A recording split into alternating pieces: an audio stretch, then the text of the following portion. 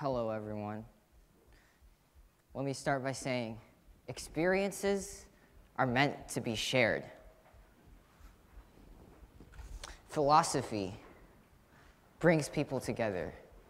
It makes human connections, be it between two college students meeting for the first time, or a group of sports fans, or maybe in the future, 50 AI powerlifters and your cyborg wife. Philosophy is like an arrow that points us towards the right direction. And through philosophy, we can change the world. It's the future. We're living in the future right now. Technology, change, innovation. But what is reality? Hi, my name is Yan Li, and today we're going to be talking about the reality of the virtual. Now, this is an idea that Slavoj Žižek, a Slovenian philosopher, invented. So the virtual is our perception of what reality is. The reality is the whole truth that we cannot comprehend. Now, how Žižek does this is by expanding on the works of the French psychoanalyst Jacques Lacan. What he uses is Lacan's idea of the Lacanian triad that explains the human psyche. The human psyche is important to our lives because it's our decision-making, what we do with our lives. That's how it's determined. Another topic we'll be talking about today is that of a Copernican revolution. And we will explore this idea and try to see how we can make profound changes in our lives and the world around us.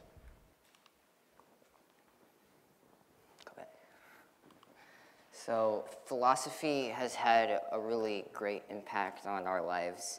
Personally, through philosophy, I've learned to become a more compassionate and empathetic person, and it's really made us more thoughtful and more open-minded and open to new ideas. So we really hope that we can share some of this with all of you today. Okay, to understand the idea of the reality of the virtual, we first need to explore what the Lacanian triad is.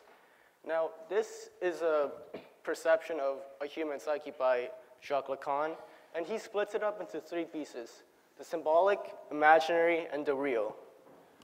Now, Žižek incorporates all of these pieces onto aspects of the virtual and the real. And we'll first begin with the imaginary virtual. Now, imagine that you're meeting an old friend for the first time in maybe a few years. Let's call him Frank for now. You see him, and you guys are so happy to see each other.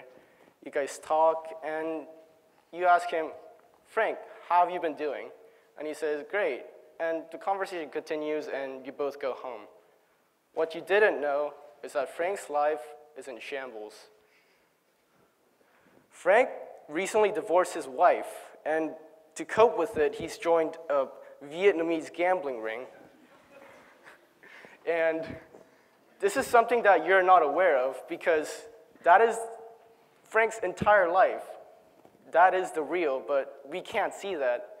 This is what makes Frank's life the virtual, because we cannot see this whole picture. So before we move on to the symbolic virtual, there's one more example of the imaginary virtual that I like to share with you. So I started working on cars, like tinkering with them, making them go faster, you know, about, let's say 2 years ago, something like that. And I like to work on it with my friends, and a prank that I like to pull is they're bent over like the front of the car or the hood, or like something fixing it, I don't know, making it faster, as I said. And I pull their pants down, and they turn around, they'll laugh at me, and they're like, yeah, that's a great prank. But little did they know, I hit a bunch of rats in the car. Moving on. So symbolic virtual is the idea that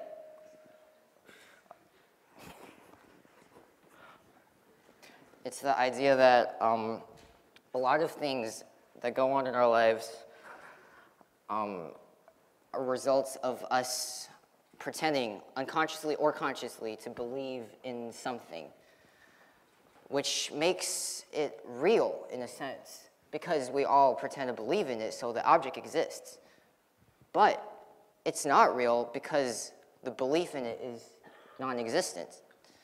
So an example of that in real life is small talk. Everyone in here has probably had some experience with small talk in their lives.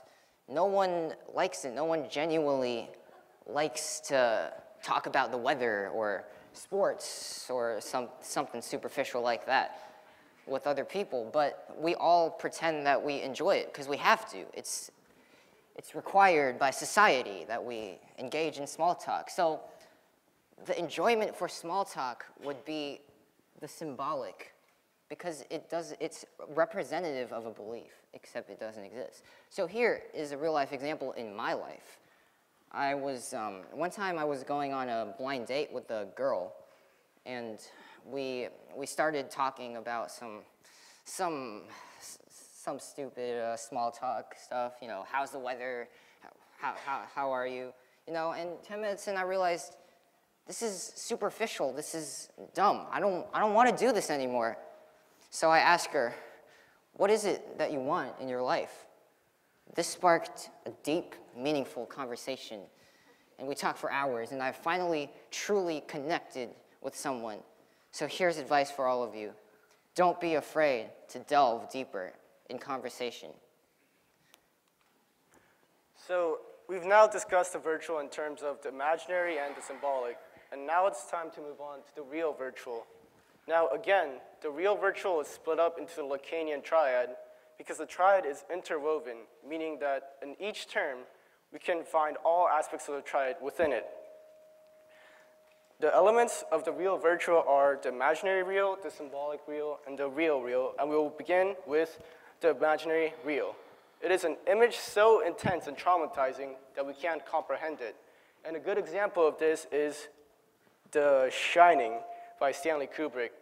Now, the images in this movie are so traumatizing that in the moment when we're watching it, we do not comprehend that it is imaginary, just pictures on a screen. And this is precisely the quality that makes this real. However, it's still an image, so this is why it's called the imaginary real. Now, moving on to the symbolic real. So what the symbolic real is something that we can only experience in terms of symbols. So a good example of that is quantum physics. So quantum physics, the topics in it cannot actually be physically experienced or recreated. Attempts to simplify it results in stuff like parallel universes, time running backwards. These are all things that we can't experience. So quantum physics is just a bunch of numbers and calculations, but that proves that it's real. It exists because of the calculations, but we can't see it. So it can only be shown in symbols, and this is why it's called the symbolic real. Okay, now we will move on to the real real, which is the structural foundation of the reality of the virtual. Now, as you may expect, you may be expecting some truth at the center of all this, but the real real is non-existent. It's inaccessible and abstract. It is the absolute truth, but we cannot reach it because we're just limited by the virtual, only our perceptions. So now we know that there are questions in philosophy that we do not know about. So I beg, what is the philosophy of the future? So here's my plan for the future, since we're on the topic. So I'm going to go to college, because we all are, because we live in Palo Alto, of course. And then I'm going to go to graduate school, because that's expected in this economy, right? And I'm going to meet a lot of very interesting people. And I'm going to start like a little startup, a company. 2 years later, I'm a billionaire.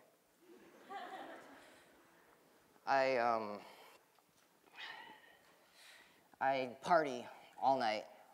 I do stuff. I spend money extravagantly. It's bad. and it's superficial, it's a waste of my time, it's a waste of my life. And I realize this 10 years later, and I say, you know, I can't do this anymore.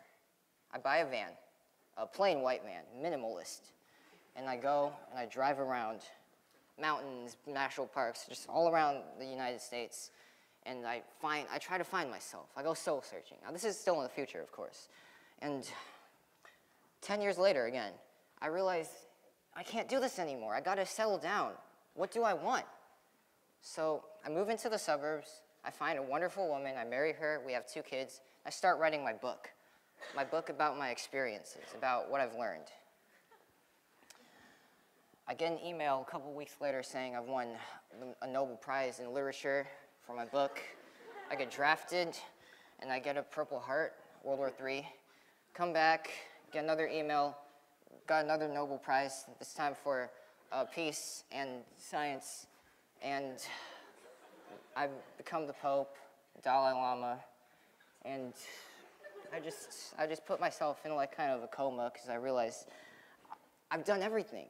I'm special. You don't find people like me around, like a lot. Okay, so in the future, we're gonna have to find a new way of thinking. Now, take the story of Ptolemy and Copernicus. Now, Ptolemy theorized that the Earth was in the center of the universe, but his followers found that the data was contradictory to the theory itself. And as an attempt to solve this problem, they just added new explanations to the theory. But Copernicus, he decides to revolutionize this thinking and put the sun in the center of our solar system. And Zizek describes this change as a Copernican revolution. And so take a look at this quote by Sir Ken Robinson. If you think of it, the whole system of public education around the world is a protracted process of university entrance. And the consequences is that many highly talented, brilliant, creative people think they're not because the thing they were good at school wasn't valued or was actually stigmatized. And I think we can't afford to go on that way. Now, the way that the American education system has changed over the recent years can be explained as atomization, meaning that it's just minuscule changes that fails to address the fundamental problem. Ptolemy's followers failed to target the fundamental problem because the Earth was not in the center of the universe. And in the American education system, similarly, we're not targeting the problem that our education system is centered around the next milestone, like entrances into university and employment. We try to promote creativity with the addition of extracurriculars, but this still fails. It only adds to the stress of the students. Instead of encouraging creativity and passion, we create an environment where students just compete with each other and try to outdo each other with more extracurriculars. Our motivation is extrinsic. We do things only to get rewarded. Colleges are not the same as they were 40, 50 years ago. We just need to change the way we think about it. Moving on. So what we need is a Copernican revolution. We need a complete paradigm shift, a complete change in the way of thinking, just how Copernicus changed the way of thinking to fix the problem with the Earth in the center of the universe. Now, imagine this. You've just hit a rough patch in your life. You're 30 years old, and you just lost all of your money because you invested in Bitcoin and the bubble just burst. You're now homeless, wandering the streets, and you find a park bench to rest your eyes a bit. Not 10 minutes in, you feel just a harsh jab into your gut, and you recoil in agony, and you fall down. You look up, and you recognize a familiar face. It's Alexa. An Amazon Echo drone on wheels picks you up with a claw and escorts you to the nearest police station. Now, is this a reality which we want to head towards? This may seem like a joke, but this is already sort of a reality in San Francisco, where robots are patrolling the streets to prevent homeless people from sleeping in tents. We don't want to head towards an Orwellian society as this, and we need to be careful of our actions. Now, another topic I want to explore is cyberspace. What will philosophy be like in cyberspace? We have successfully implemented technology that can upload our conscience to Facebook via Bluetooth. Every time you like a controversial post, you get sent to a cyber gulag where your AI conscience works to make new dining tables for the next Sims game, or you're held in solitary confinement. Once our AI has grown to beat Alan Turing in a boxing match, do they deserve rights? Where's the point? Is there something human that separates us from AI? We may need a Copernican revolution to revolutionize the way we think. Copernican revolutions. Rethinking biology. What if there's a part of our human body that works in such a different way that we don't know about? And that can solve all our problems. Okay, so here's a little activity. I want you to raise your hand if you're a dog person. All right, yeah? That's a good amount. Okay, put your hands down. Now raise your hand if you're a cat person. All right, now what I want you to do is go ahead and tell the person next to you why you chose whatever you chose. Just give you a couple of seconds to do that. Hurry up. Okay, yeah, that's good, that's good. 50 years in the future, this won't be a point of contention anymore, because everyone's going to be a dog person. Now, hear me out, hear me out. Cats and people are going to combine to create cat-people, hyphenated, cat-people combinations. So we can't like cats because there are no cats, because we are cats. So now this is a Copernican revolution, solving problems using a complete shift in approach. This is the power of philosophy. We've gained insights, we learn about empathy and compassion, and the reality of virtual is present in all aspects of life. We've become more thoughtful people, and and striving for a Copernican revolution is so important because it really gives us the power to incite profound systemic changes in the modern world. So philosophy is so important to us, and we really hope we shared some of that with you. Thank you very much.